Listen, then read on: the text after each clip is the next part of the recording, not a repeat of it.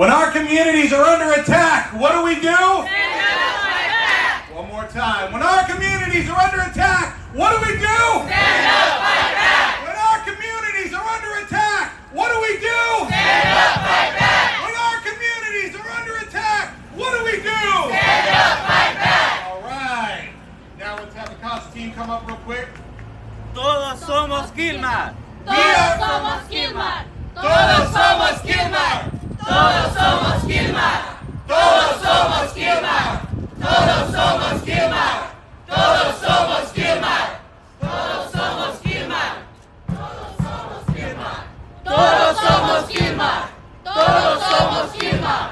Todos somos Kilmar. Inglés. We are all Kilmar. We are all Kilmar. We are all Kilmar. We are all Kilmar. We are all Kilmar. We are all Kilmar. We are all Kilmar. Thank you, everyone. My name is Lisa Sherman Luna, and I'm the Executive Director of the Tennessee Immigrant and Refugee Rights Coalition. And it's our great honor to host our sister organization, CASA, in Maryland, who is one of our partner organizations that has been supporting Kilmar's family. And so with my great pleasure, I invite Lydia to make some remarks.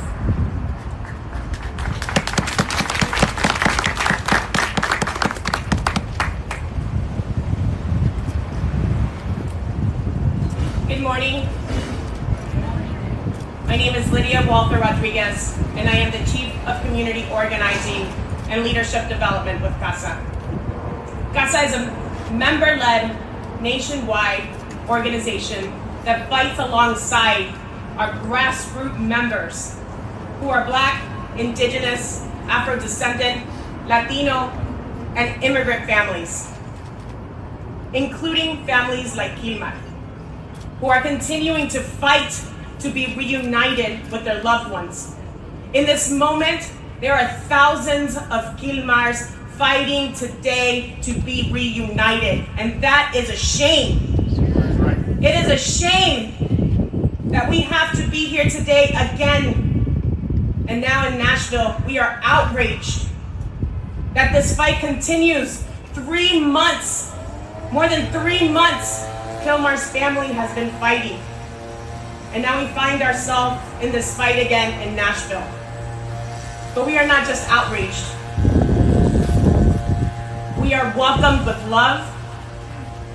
So many freedom fighters are gathered here today, including Turk, and so many other organizations, so many other justice fighters like yourself. And for that, we congratulate you and we thank you. The fight must go on, and the fight must continue for Kilmar today and all of the Kilmars that continue fighting. But let's be clear. We are fighting because they are continue to call this an administrative error. But there's nothing administrative about destroying a family. And this is not an error. This is an intentional attack to Black and brown communities. Not just in Maryland, but all throughout this country, they are continuing to fight to erase us. That's right. And we must continue to stand up and resist. And we must continue to stand in solidarity with each other to say enough is enough. Basta ya. Kilmar is not just a name in a court case. He is a Maryland father who should be preparing to celebrate Father's Day with his children this weekend. But instead, his family stands here in front of you, continuing to fight for his liberty. Enough is enough. Please, with a huge round of applause, help me to welcome his wife, Jennifer, who stands here to continue to fight for Kilmar.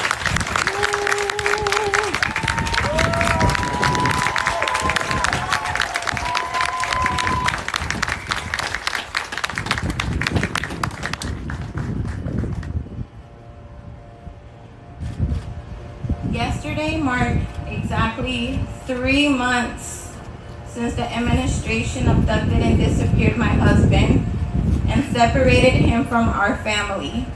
El día de ayer marca exactamente 3 meses que esta administración raptó a mi esposo y lo separó de nuestra familia. Kilmar was taken on March 12th, and it was not until yesterday that I was able to visit him for the first time. A Kilmar lo secuestraron el 12 de marzo y no fue hasta el día de ayer que lo pude visitar por la primera vez. Even though it was through a video screen, I was finally able to see Kilmar. Aunque solamente era por video, por fin tuve la habilidad de ver a Kilmar. I'm grateful for everyone who has been fighting for this milestone and this fight to bring my husband back home with our children. Estoy muy agradecida por todas las personas que continúan a luchar para lograr este momento, para poder ver a mi esposo y a la misma vez la lucha que tenemos que continuar hasta que regrese a casa. Kilmar had a message. He wanted to be sure that you heard. So, Kilmar tiene un mensaje que quiere asegurar que ustedes escuchen. so I'll take this time now to share his message from Kilmar to you. Voy a tomar este momento para darle ese mensaje directamente desde Kilmar a ustedes. To all the families still fighting to be reunited, Para todas las familias que todavía están luchando para ser unidas de nuevo, after a family separation, después de una separación familiar, or if you too are in the detention, o si tú mismo estás en detención ahorita mismo. Kilmar wants you to have faith. Kilmar quiere que tengas fe. He said, Él dice, these dark times are where we're facing all the tribulations that God has put in our path. estos tiempos oscuros son algo que Dios ha puesto en nuestros caminos. But keep praying and keep fighting. Pero continúa a orar y continúa luchando. That the light will come soon for all of us. Que la luz va a venir bien pronto para todos nosotros. And you too will be able to see your family again. Y tú también un día vas a tener la habilidad de ver tu familia. To everyone who continues to support Kilmar in the fight for justice, Para todas las personas que continúan a luchar por Kilmar y justicia, Kilmar says, Kilmar dice, thank you from the bottom of my heart. gracias de parte de todo mi corazón. God has put us in this path together for a reason. Dios nos ha puesto juntos en este momento por una razón. He knows why he does it and what he does. And there's always a reason we have all come together at this moment. Él solo sabe por qué lo hace y es una razón que nos ha puesto todos juntos en este momento. Kilmar continued to say thank you for standing up, not just for him, but for our entire family. Kilmar dice gracias, no solamente por alzar la voz para nosotros, pero para toda nuestra familia. He says to continue fighting, and I will be victorious because God is with us. Él dice, continúan a luchar, vamos a ser victoriosos porque Dios está con nosotros. Kilmar shares that he feels God's presence with him. Kilmar nos comparte que siente la presencia con Dios, con él. As only God knows the darkness he has faced in these past 3 months. Porque solamente Dios sabe los tiempos oscuros que él ha vivido estos últimos 3 meses. And Kilmar closed by saying, God is also within all of us as you keep fighting for freedom for us. And I will soon see you. Kilmar también dice que Dios está con todos ustedes mientras continúan a luchar por la libertad de todos. Él dice que los va a ver pronto. As I close my husband's message to everyone, I also want to do a reminder. Our family should have never been in this situation. Mientras termino el mensaje de mi esposo, quiero agregar un mensaje de mi parte. Nuestra familia nunca debería estar en esta situación. We should be with our children. Deberíamos estar con nuestros hijos. Me and Kilmar's mind is here in Tennessee, but my heart is in Maryland with my kids. La mente mía y de Kilmar está ahorita mismo aquí en Tennessee, pero nuestros corazones están en Maryland con nuestros hijos. Our son, Kilmar Jr., is right now in his kindergarten graduation that's taking place right now. And instead, my son is alone on his big day. Mi hijo, Kilmar Jr., está solo el día de hoy en un momento tan importante, su graduación. And I'm here fighting for my husband, for his dad to come back home. Y yo estoy aquí luchando por mi esposo para asegurar que su papá regrese a su casa. I want to end by saying thank you to each and every one of you for being here and for fighting for Kilmar. Quiero terminar agradeciendo a todos ustedes por estar aquí con nosotros y continuando la lucha por Kilmar. On a day that you guys could have been with your family as well. En un día que ustedes también pudieran estar con su familia. Thank you so much. Mil gracias a todos. Todos somos Kilmar. We are all Kilmar. Todos somos Kilmar. We are all Kilmar. Todos somos Kilmar. We are all Kilmar. Thank you all. As I mentioned, I'm Lisa Sherman Luna. I'm the Executive Director of the Tennessee Immigrant and Refugee Rights Coalition. And TIRC is a proud part of the Fair Immigration Reform Movement, a national network of grassroots immigrant rights organizations. And today, we stand in solidarity with our partners across the country to send a collective message loud and clear. We will not sit idly by while our fundamental rights are ripped away. What happened to Kilmar Abrego Garcia is a chilling example of what could happen to any one of us, because it's exactly what happens when those in power put themselves above the law. When court orders are ignored, when people are disappeared, when due process is erased. Right now, immigrants are being used as pawns in a broader assault on our democracy. And it's not just happening in California. It's happening right here in Tennessee.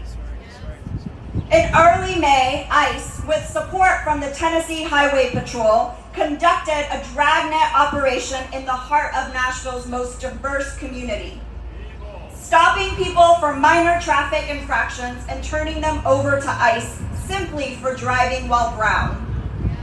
In just 1 week, nearly 200 people were disappeared. Cars left abandoned on the roadside, and families left desperately searching for their loved ones. We are all Kilmar. And while our city tried to pick up the pieces, the opposition launched a full-scale assault on Nashville, attacking the mayor, our council members, targeting funding for immigrant families, and trying to smear organizations that have been doing the work for decades to create opportunities for everyone to thrive. And spinning a narrative that scapegoats immigrants who call Tennessee home. While we watch with bated breath the situation in California, let me be clear. An authoritarian takeover is at our door, and the path was laid right here in Tennessee. Over the past few years, the Tennessee legislature has led the charge in consolidating power, stripping away local control, and ignoring the will of the people on core issues like fully funded public schools, fair wages, expanding Medicaid, and access to reproductive care. Since January alone, they've used immigrants to pass laws that incentivize local collaboration with civil federal immigration enforcement, created an immigration czar office filled by a former ICE officer, and shielded that office from any public transparency. They've criminalized the ability of local elected officials to protect immigrant residents. And now they're trying to make it a crime to even release the names of ICE officers, people with immense power, operating without any public oversight. This is what governments do when they know they're acting outside of the law. When they're trampling on our rights, they want to do it with total impunity. They are doing everything they can to hoard power for themselves on the backs of immigrants and serve the billionaires that are backing them. But the American people, including Tennesseans, we actually want common sense solutions to the real problems we face. We want affordable health care.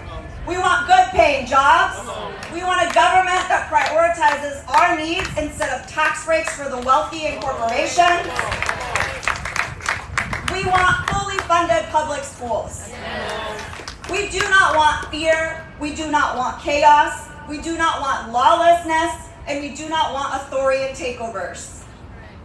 While so many elected institutions and leaders are obeying before they have to, we are here because we believe this is a five-alarm fire for our Constitution, our rights, and our democracy. We are fighting for our freedoms, our families, and our futures.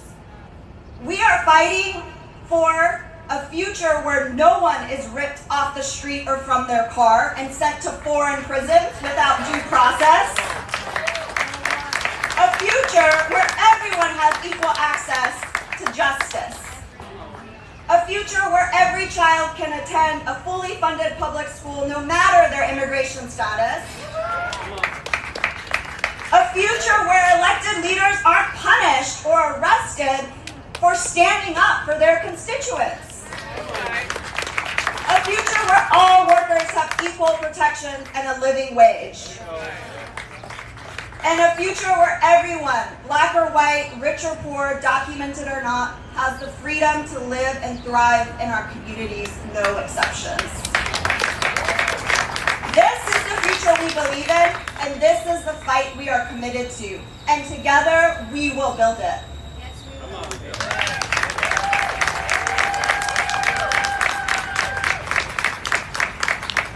Ahora en español, pero no todo. Mi nombre es Lisa Sherman Luna y soy la directora ejecutiva de la Coalición por los Derechos de los Inmigrantes y Refugiados de Tennessee, o TURC por sus siglas en inglés. TURC se enorgullece de formar parte del movimiento por una reforma migratoria justa, una red nacional de organizaciones comunitarias por los derechos de los inmigrantes. Y hoy nos solidarizamos con nuestros aliados en todo el país para enviar un mensaje colectivo alto y claro. No nos quedaremos de brazos cruzados mientras nos arrebatan nuestros derechos fundamentales.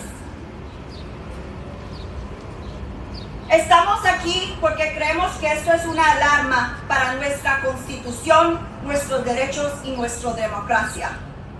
Estamos luchando por nuestras libertades, nuestras familias y nuestro futuro. Un futuro donde nadie sea arrancado de la calle o de su carro y enviado a una cárcel extranjera sin el debido proceso. Un futuro donde todos tengan igual acceso a la justicia. Un futuro donde cada niño puede asistir a una escuela pública totalmente financiada sin importar su estatus inmigratorio. Un futuro donde los líderes electos no sean castigados por defender a sus comunidades y un futuro donde todos los trabajadores tengan protecciones iguales y un salario digno. Y un futuro donde todos, ricos o pobres, con documentos o sin ellos, tengan la libertad de vivir y prosperar en nuestras comunidades, sin excepciones. Este es el futuro en el que creemos. Esta es la lucha a la que estamos comprometidos y juntos lo construiremos. Gracias.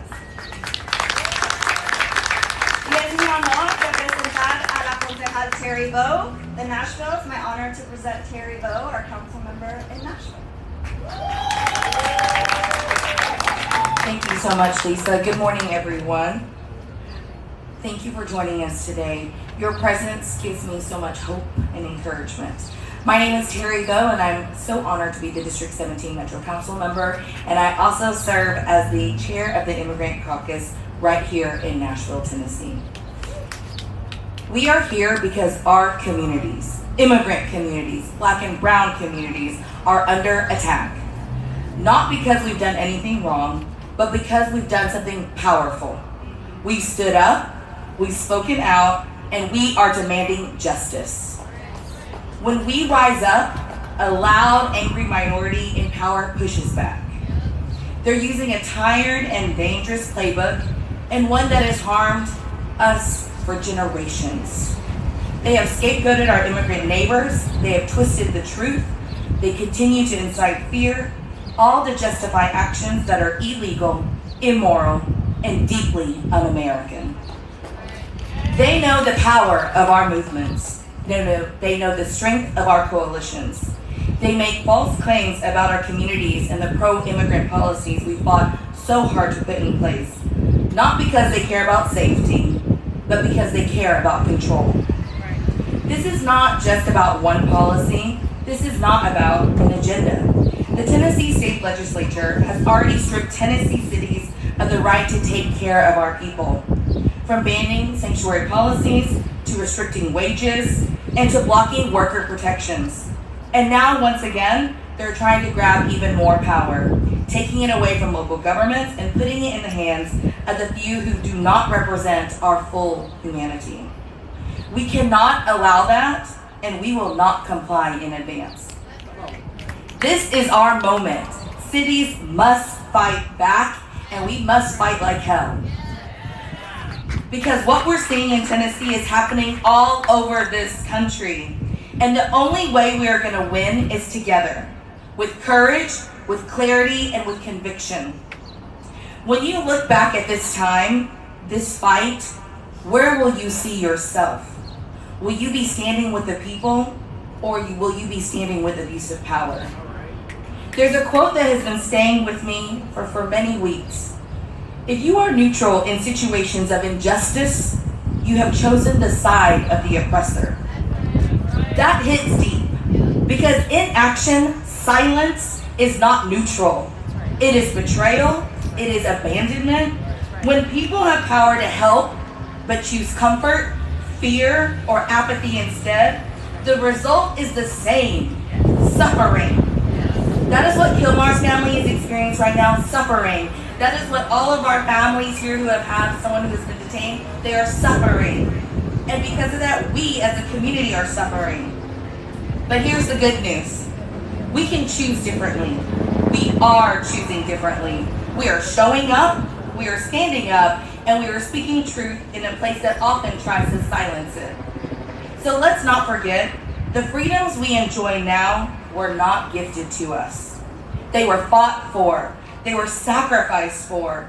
And we are just beginning to understand what our ancestors endured so we could even dream of being here, standing right here today.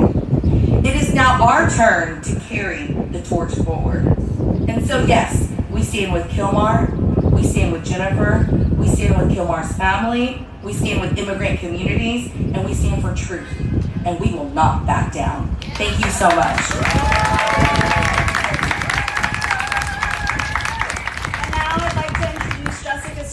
From SCIU Local 205.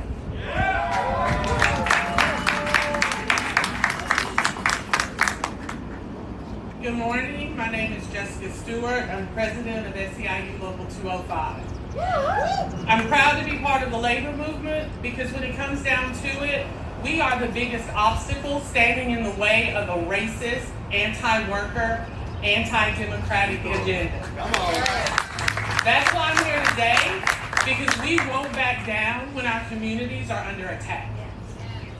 I want to take a moment to call out the hypocrisy we're seeing from our government, especially when it comes to the arrests and detentions happening in our communities. When did it become okay to break the law? To trample on the Constitution? To act more like a dictatorship than a democracy? Is this who we are now? No. Thank you. No.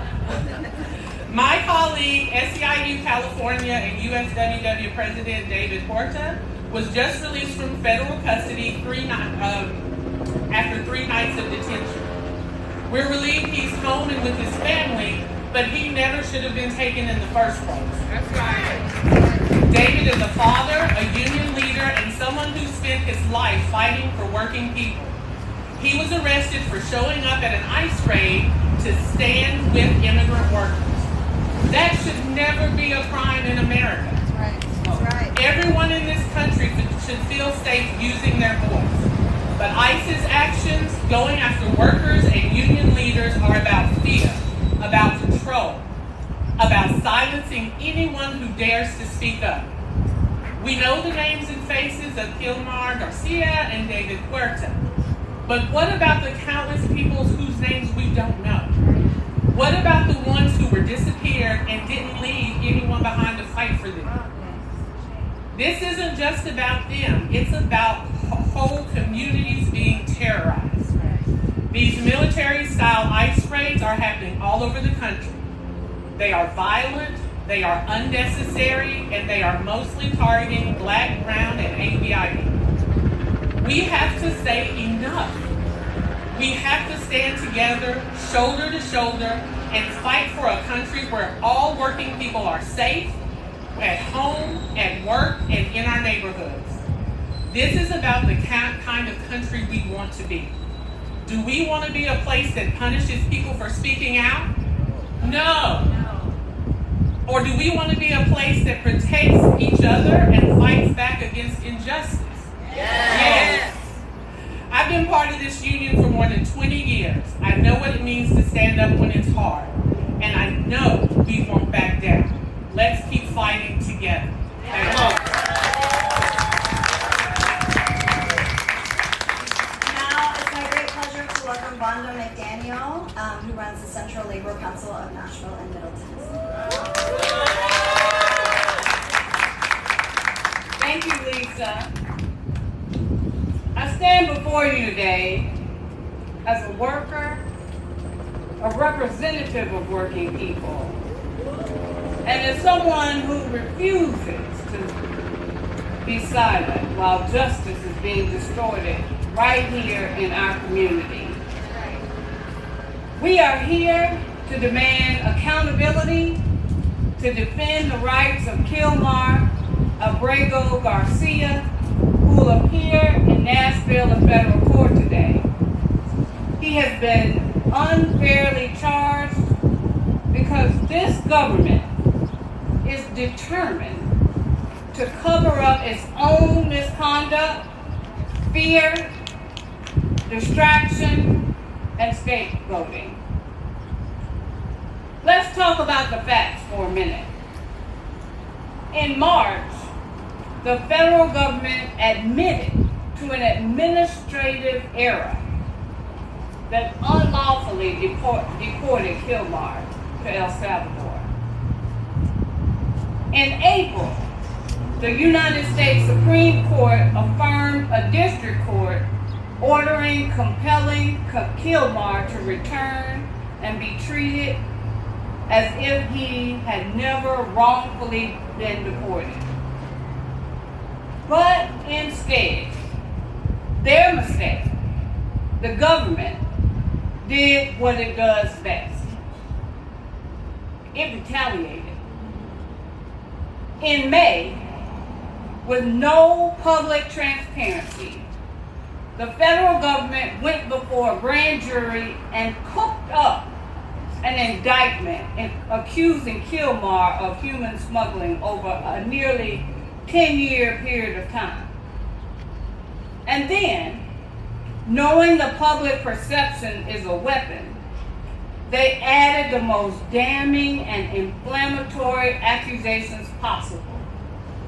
That Kilmar is associated with the MS-13 despite no credible evidence in the public record. This is a clear attempt to criminalize Kilmar retroactively in order to justify what they did to him illegally and to intimidate other immigrants, workers who might dare to fight back when their rights are violated. So that was our situation. But today we stand before you to demand justice, not vengeance. We demand that Kilmar Abrego Garcia be treated fairly.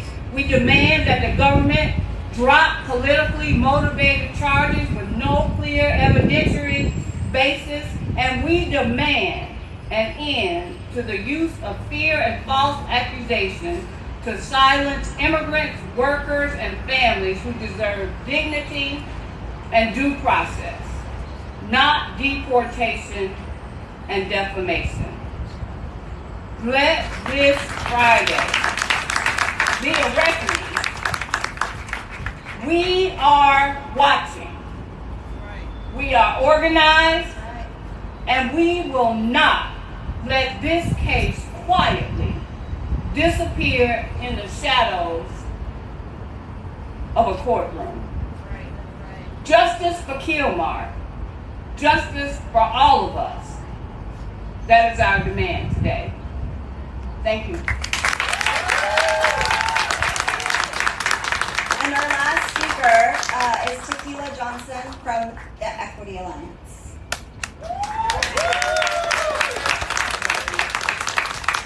Good morning. I'm Tequila Johnson, and I am the CEO of the Equity Alliance.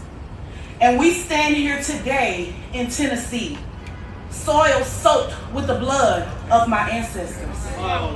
The state that gave birth to the KKK. The state that tried to kill Dr. King's dream. And still somehow we rise. We still organize. Still we believe in something bigger than what this state was built on. I stand here in the honor of civil rights leaders who fought for not just freedom, but for the fundamental truth that every person on this soil has the right to belong.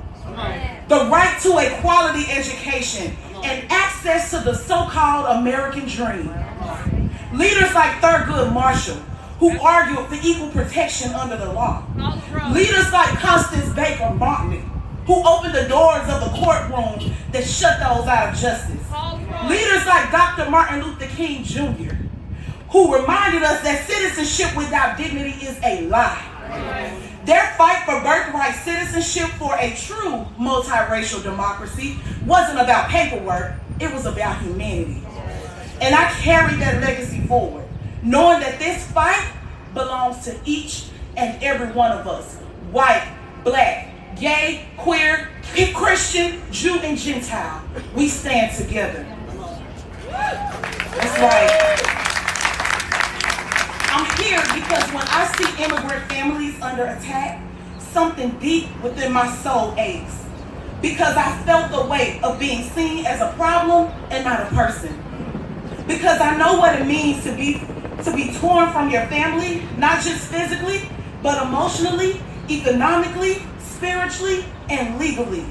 The same system that ripped my daughter's dad away when she was just 2 weeks old is trying to rip Kilmar away from his family. When I see immigrant raids, I don't see strangers. I see families that look like mine, grabbing for their babies, praying their husbands make it home, praying that they stay home. When I see children behind fences, I think of black children in overcrowded classrooms, in detention centers, in courtrooms with no one fighting for them. When I hear illegal, I hear thug, I hear welfare queen, I hear every word ever used to strip us of our humanity and justify our pain. See, these may look like different targets, but these are the same wounds and the same weapons. That's right. So let's tell the truth, y'all. The same system that locks up black bodies is deported immigrant families. The same fear that keeps undocumented people silent is the same fear used to suppress black votes, steal black land, and silence black voices. We are not dealing with different issues. We are fighting the same beast, a beast that thrives off of division and complacency. That's right. But what if we choose each other instead of capitalism, instead of racism, instead of individualism? What if we look past our language, who we love, who we pray to, our citizenship, and looked at our struggle? And remember that our babies cry the same tears, our mothers are praying the same prayers, and our hearts are breaking the same. Because here is the thing. Black communities, gay communities, poor communities know what it's like to have to live, have to fight to exist, to fight for the right to learn, to vote, to walk, to breathe, to be a human. And immigrant communities are facing that beast head on right now. And we owe it to them. We owe it to our ancestors. We owe it to the people who died, who fought for these rights to continue fighting. Because just because hate isn't knocking at your door right now doesn't mean it's not on your street. So when I stand here as a proud Black woman raised in the hood of Chattanooga, Tennessee, I stand with immigrant communities, not out of pity, not out of performative nature, not out of politics. It's personal for me. It's ancestral for me. It's divine for me. It's spiritual for me. Because if we forget how deeply connected our pain is, we miss the opportunity to build real power. And as Fannie Lou Hamer said, nobody's free until everybody's free. And I believe that. I feel that. I stand for that. Because I've seen what happens when we show up for each other. When we build movements out of grief. When we turn pain into purpose. When we built power from the scraps and the pieces we were given. We've made joy a form of resistance. So let them say it's radical. Let them say it's not our business. Let them say it's impossible. But we say it's necessary. We say it's long overdue. We say we are the power, the truth, and we are here to stay. No more waiting, no more watching families suffer in silence, no more separating our struggles, Black, brown, immigrant, working class, poor, tired, underappreciated, overworked, abused, and misused. We're sick of all of it. And we are everything this system was never ready for. We are the people. And so we're not just resisting, we're healing. We're rising and we do it together. And I will leave you with this, my words. They built systems to divide us, to lock us out. But I carry the memory of freedom in my blood and in my DNA. A freedom that is for all of us. So when we stand together, we don't just shake the table, we flip it over and we rebuild it together our way. Thank you.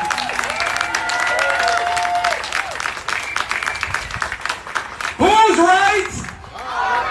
Who's right? Who's right? Who's right? Whose families? Whose families?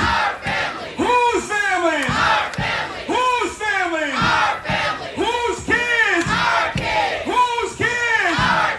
Whose kids? Whose kids? Whose communities?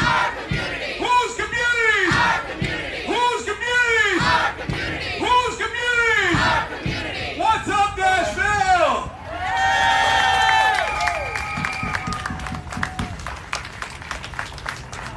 Thank you all so much, and thanks to all of our amazing speakers.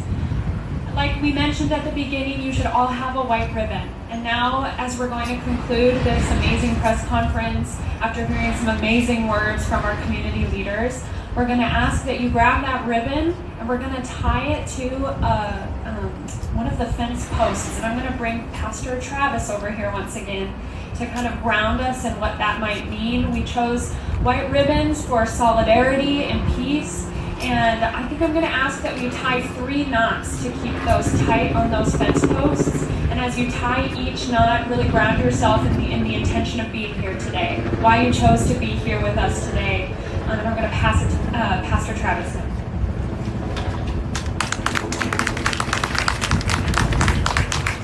Again, thank you all for being here. So the ribbons on the fence have been here for about 2 years, and it's been growing and growing and growing. It was brought to us by a couple of parishioners here at first from a church in Charleston, South Carolina that is also located in a downtown space.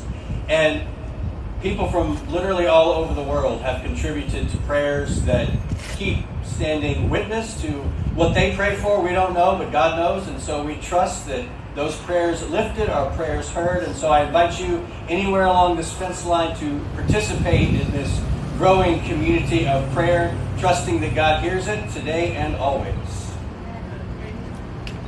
And that concludes our press conference. Thank you everyone for being here.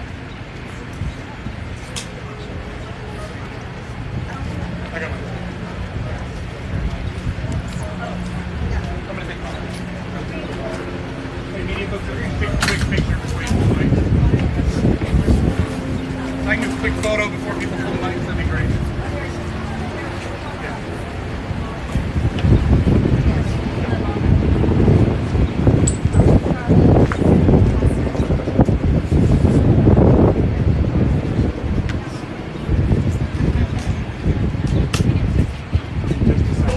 Here we go. 1, 2, do we have everybody? Yeah. 1, 2, 3, and a second.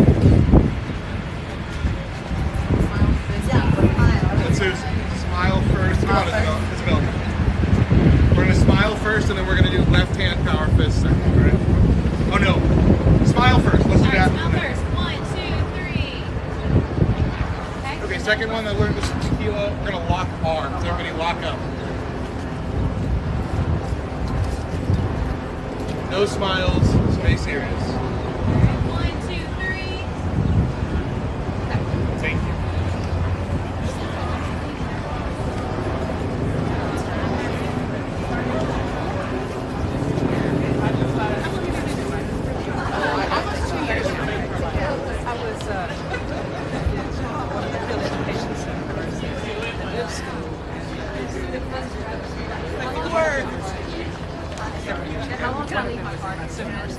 Kind of keep up with that era of you know, we're in a line register within 180 miles. Sure. Yeah. Absolutely. Sometimes they get a little some of the UCC students will be it's not like Deborah. Oh, Liz. Oh, okay. Good to see you.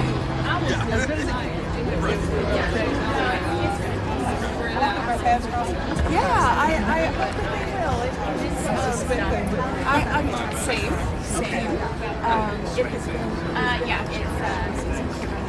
It's a human. Yeah. Nashville. River's calling.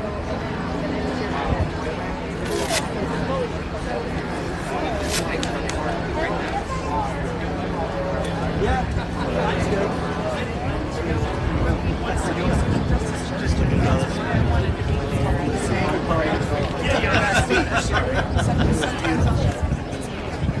Hey guys,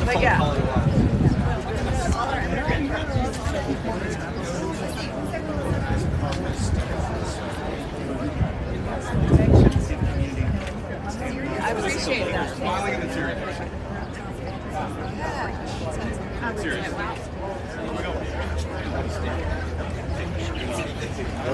I don't know if you're serious.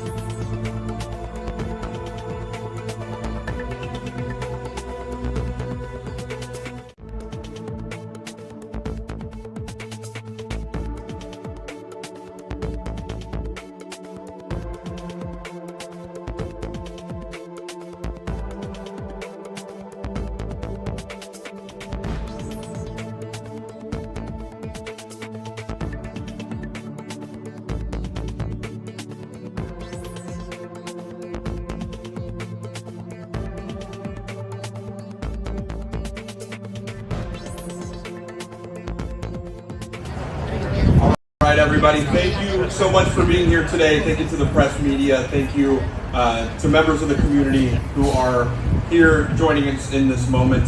Just quick instruction here. The family of Kilmar Abrego Garcia will not be taking questions after the press conference.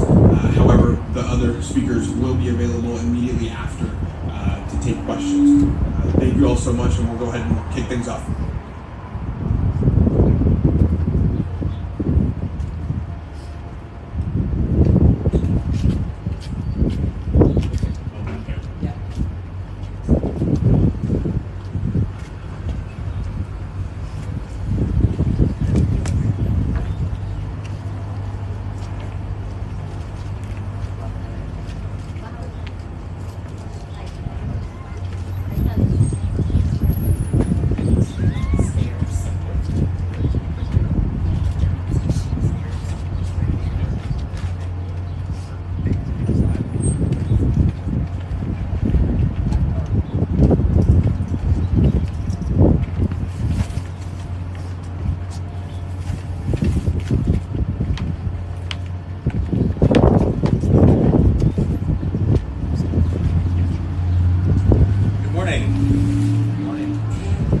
Welcome in the name of the God of justice and peace. My name is Travis Meyer. I am pastor here at First Lutheran Church, and I'd like to say it's an honor to be gathered here this morning, but I wish it was under better circumstances, so we appreciate everybody here in solidarity and support. So we gather today in that solidarity and support as a cloud of witnesses that demand our nation hold true to its promises of liberty and justice for all. We gather as faith leaders and people of faith to support the Garcia family during this time of trial. We gather to proclaim truth, that all are welcome, that all human beings are created in the image of God, and that we proclaim that sovereignty. Please pray with me. God of justice, we ask your presence with us this day in the midst of political circuses and judicial overreach. We ask that you remember your people as we call out for justice and due process from our elected officials. We ask that you remind them of their role as servants for the well-being of all people in our nation. We ask that you grant humility and discernment to all who are involved in this case and all who work within the immigration networks in our nation. We ask your presence, your love, and your power with those gathered here, family and friends in the midst of this time of trial. We pray for the end of division and hatred and intentional traumatization of migrant communities. We ask that it would give way to peace, solidarity, equity, and love. We know that you are a God of love. Empower us to love our neighbors, welcome the strangers, build bridges of hope and healing in our communities, as we commit to the long arc of the moral universe that always bends towards justice.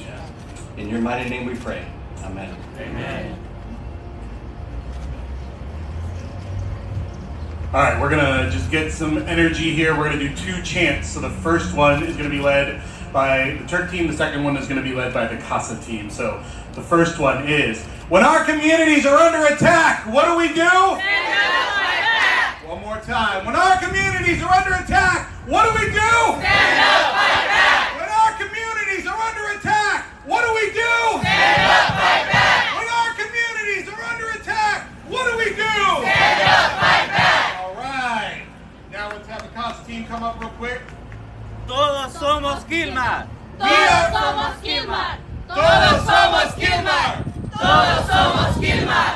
Todos somos